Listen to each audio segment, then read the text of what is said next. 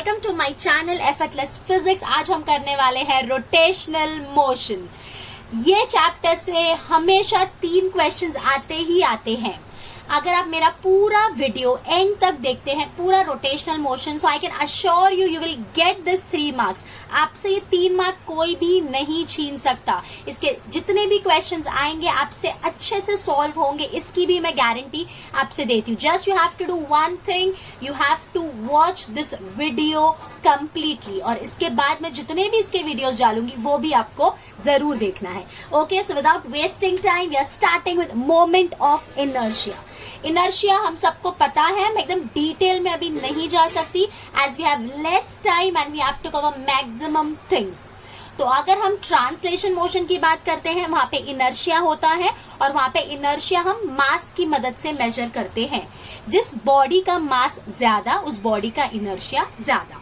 लेकिन जब हम रोटेशनल इनर्शिया की बात करते हैं तो ऐसा नहीं होता। जैसे सपोज ये मेरा पेन है, अगर इस पेन को मैं इस एक्सिस पे घुमा रही हूँ, सेंटर एक्सिस पे, तो हमको मेहनत कम करनी पड़ेगी। लेकिन अगर इसी पेन को मैं इस एक्सिस पे घुमाने लग जाती हूँ तो हमको मेहनत ज्यादा करनी पड़ेगी। तो अब सेम बॉडी है तो इसका मास भी सेम है, लेकिन हमको जो मेहनत लग रही है इसको घुमाने में वो अलग अलग एक्सिस पे अलग अलग है। मींस इसका moment of inertia is different at different axis. तो उसका फॉर्मूला होता है moment of inertia I is equal to mass into distance square. जैसे सपोज ये एक बॉडी है, एक सिंगल पार्टिकल है, जिस इस एक्सिस पे हम इसको घुमाना चाहते हैं। एक पॉइंट ऑब्जेक्ट, जैसे इसको सपोज एक पॉइंट ऑब्जेक्ट मानो, मैं इसको इस एक्सिस पे घुमाना चाहती हूँ, तो इस एक्सिस से जो इसकी डिस्टेंस है दैट इज r, तो इसका इनर्शिया क्या होगा, मास into distance square, so that is mr square.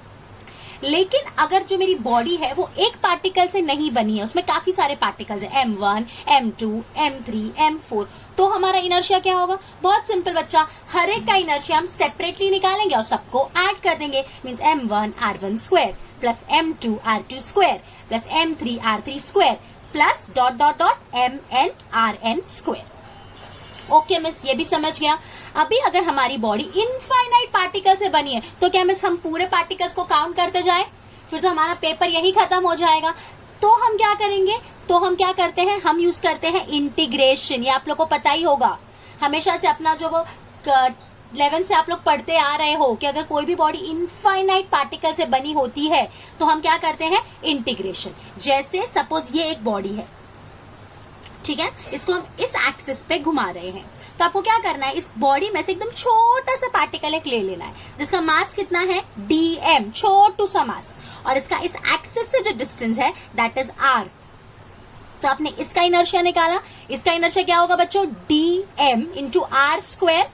But ये तो आपको सिर्फ इस छोटे से पार्टिकल का इनर्शिया मिला, हमको पूरी बॉडी का निकालना है, तो हमने क्या कर दिया, integrate. So I is equals to integration dm r square, तो आपको पूरी बॉडी का मिल जाएगा। नेक्स्ट, मोमेंट ऑफ इनर्शिया ना ही स्केलर है ना ही वेक्टर है, it is a tensor quantity. In case अगर आपको ऑप्शन में टेंसर नहीं मिले तो आप स्केलर कर देना, otherwise it's a tensor quantity.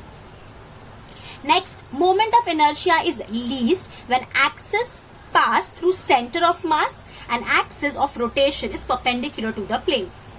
जैसे इसी का मैं एग्जांपल देती हूँ, ये मेरी बॉडी है, ठीक है, तो इसका जो मोमेंट ऑफ इनर्शिया होगा वो मिनिमम कब होगा, जब इसका सेंटर की बात करते हैं तो उसका सेंटर यहाँ पे है, तो जो सेंटर ऑफ द एक्सिस, मतलब ये जो एक्सिस होगी ये वाली, about this axis the moment of inertia will be minimum. वही लिखा है देखो, will be minimum when the axis passing through the center of mass and it is perpendicular to the plane। यानी ये हमारा रोटेशन का प्लेन है और ये वाली एक्सिस इसको परपेंडिकुलर है, ऐसे ही गोल गोल घूम रहा है।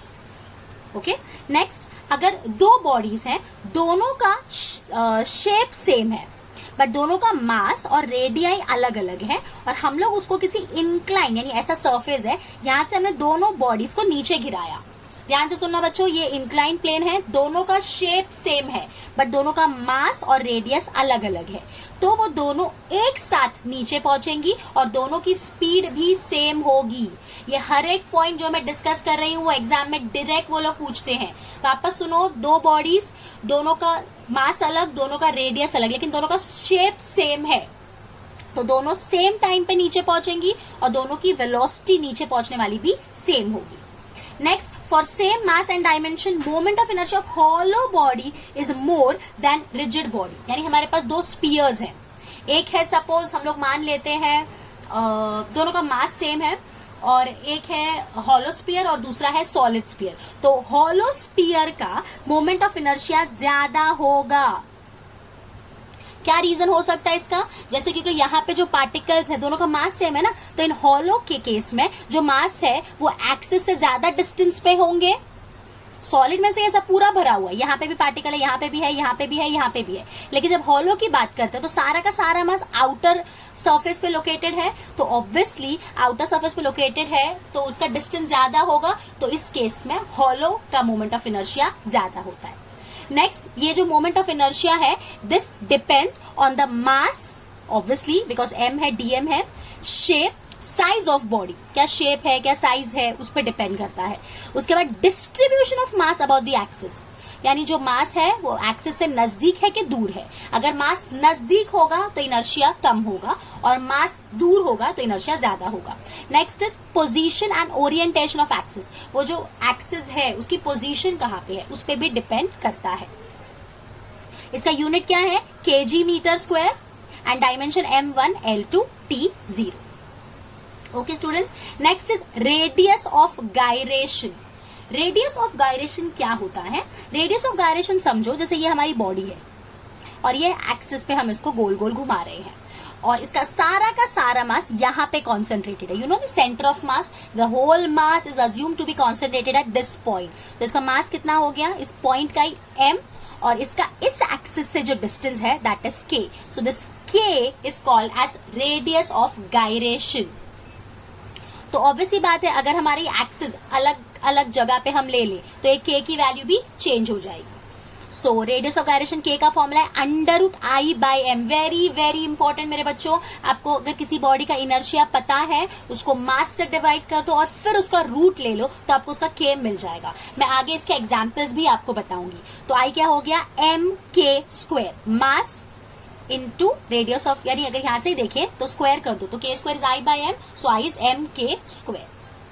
नेक्स्ट, अगर यही बॉडी हमारी छोटे छोटे पार्टिकल से बनी है और हर एक का मास है स्मॉल m और टोटल कितने पार्टिकल्स हैं n, तो इसका एक और फॉर्मूला क्या हो जाएगा? Small m into number of particle into k²। और आप लोग को इनर्शिया का एक और फॉर्मूला पता है जो यहाँ पे अपन ने लिखा है m1r1² प्लस m2r2², लेकिन यहाँ पे सबका मास सेम है तो हमने m बाहर कॉमन निकाल लिया। सो r1² plus r2² plus r3² plus dot dot dot rn²। अगर इन दोनों को मैं इक्वेट कर दूं, ये वाले को और इसको, तो आपको दिख रहा होगा m और m कैंसिल हो जाएगा, तो हमको क्या मिलेगा? k is √r1² plus r2² plus r3² plus dot dot dot rn² divide by l। बच्चों यहाँ पे मैंने हर एक छोटी चीज का ध्यान रखा है जो वो लोग एग्जाम में पूछ सकते हैं, ये आपको जल्दी नहीं मिलेगा ये वाला फॉर्मूला। ओके, ये भी बट आप लोग ध्यान रखेंगे। Next, radius of gyration depend on the shape and size of the body. के बॉडी का शेप क्या है, साइज क्या है? It depends on the location of the axis, ये तो मैंने आपको बता दिया कि लोकेशन क्या है, and it is independent of the mass. Okay, next, अगर ये जो k है ये छोटा होगा तो हम समझ सकते हैं कि ये जो मास है ये हमारी एक्सिस के नजदीक है, और अगर ये k हमारा बड़ा होगा तो जो मास है वो हमारी एक्सिस से दूर है। So small value of k shows that mass is distributed close to the axis and large value of k shows that mass is distributed away from the axis. इसका यूनिट कुछ टफ नहीं है बच्चों, it is nothing but a distance ना, तो m होगा इसका metre unit और dimension L1 and k is not a constant. अलग अलग एक्सिस पे k अलग अलग होगा, so it is not a constant.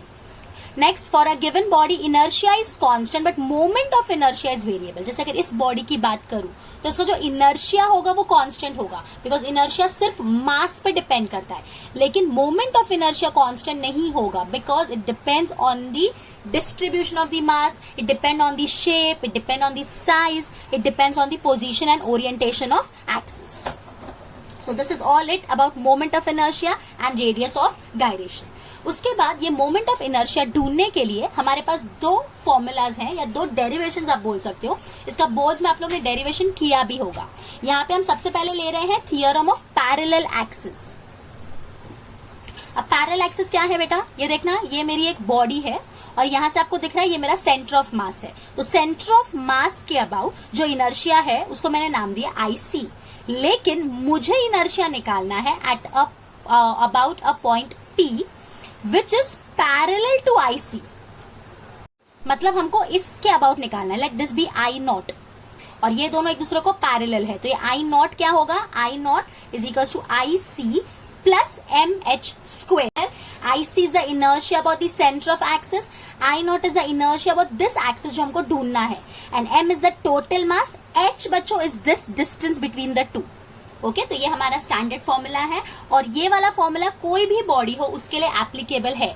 ऐसा नहीं है कि ये सिर्फ प्लेन लैमिनास बॉडी के लिए एप्लीकेबल है, कैसी भी बॉडी होने दो, this formula is applicable.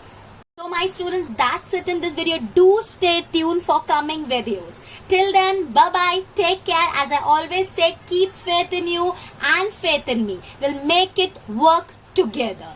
Okay, bye bye, take care.